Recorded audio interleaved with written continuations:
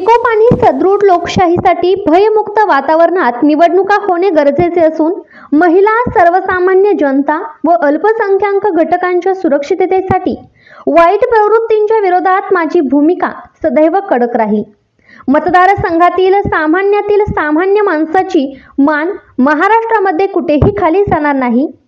ताटवाण्याने आपल्या मतदारसंघाचा गौरव होईल, असेच वर्तन माझ्याकडून होईल, असे प्रतिपादन शरदचंद्र पवार गटाचे उमेदवार रोहित आराराबा पाटील यांनी केले। निवडणुकीच्या निमित्ताने पुंदी वायफळे यासह इतर गावातील प्रचारादरम्यान आयोजित सभेत ते बोलत होते।